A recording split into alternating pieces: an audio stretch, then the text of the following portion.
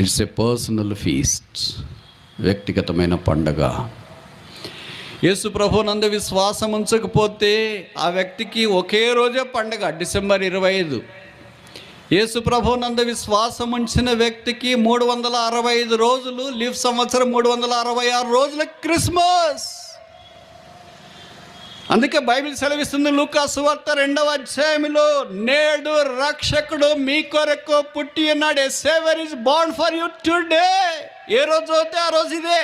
నేడంటే ఈరోజు చదివితే ఈరోజే, రేపు చదివితే రేపు, నిన్న చదివితే నిన్నే, డిసెంబర్ 25 చదివితే ఆ రోజు కూడా నేడే. ఏ రోజు చదివినా 365 రోజులు లేదా 366 రోజుల్లో యేసుక్రీస్తు ప్రభువు వారి యొక్క జన్మ వారి హృదయంలో తాండవం ఆడుతుంది. అంటే కష్టాలు ఉండవా, బాధలు ఉండవా, దుఃఖం ఉండదా, వేదన ఉండదా, అవమానం ఉండదా, ఇబ్బందులు ఉండవా, తుఫాన్లు ఉండవా, కన్నీరు ఉండదా, పేదరికం ఉండదా, అప్పులు ఉండవా, అనారోగ్యాలు ఉండవా, అవమానాలు ఉండవా, నిందలు ఉండవా? అన్నీ ఉంటాయి. ఎందుకంటే యేసుక్రీస్తు ప్రభు వారి భూమి మీద జన్మించినప్పుడే ఇలాంటివన్నీ జరిగాయి.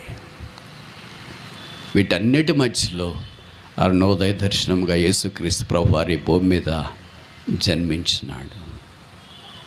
ఇట్స్ ఎ పర్సనల్ క్రిస్మస్, వ్యక్తిగతమైన పండుగ.